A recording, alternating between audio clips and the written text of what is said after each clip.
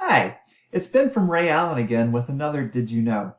In today's segment, I'm going to talk about a topic that's a bit near and dear to my heart, and that's an introduction to the international standard of ISO 19770. This is a standard that's based around IT asset management practices, and again, something I think that is very useful for people to do some research on and learn about. If you are a hardware and a software vendor, my first question to you is, why haven't you started adopting this yet? It's a way for you to provide standardized information on the products that you're selling to your customers and making it easier for them to manage. And if you are a consumer of hardware and software, especially from multiple vendors, and want to track your hardware and software, the question is, why aren't you asking for this right now?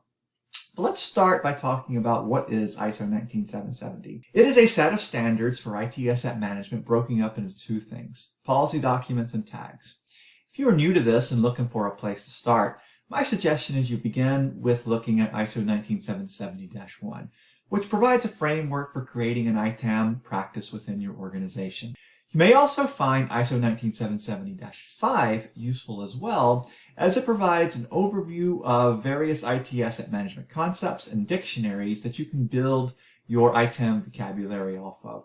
I should also note that 19770-5 is a free download from ISO if you want to start there. But once you kind of get through the basics, and especially if you are a hardware or software supplier, then I would suggest you take a look at the tag aspects of the 19770 standards.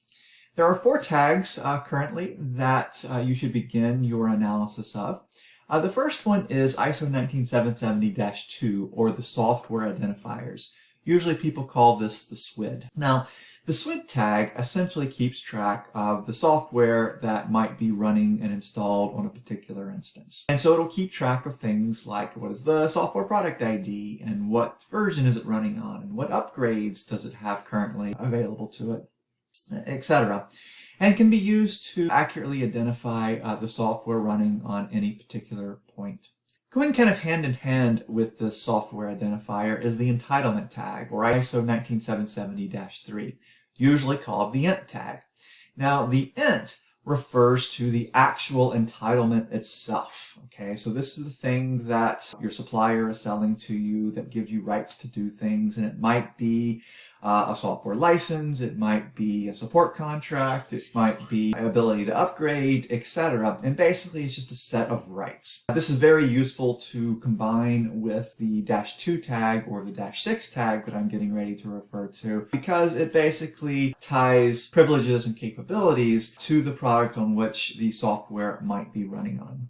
The next tag is the hardware identifier, or ISO 19770-6, usually called the WHID. Now, this one has not been released yet as of time of this particular posting, but it should be released relatively soon. The hardware identifier helps identify the actual piece of hardware. What product is this? What rev is it? What serial number is currently on it? And it allows for you to accurately identify individual pieces of hardware. It can actually be used for virtual machines as well too, in cases where that is important. All 3 of these tags that I just referred to can now all be referenced together using the 4th type of tag called the Resource Utilization Metric, or RUM report. This is ISO 19770-4.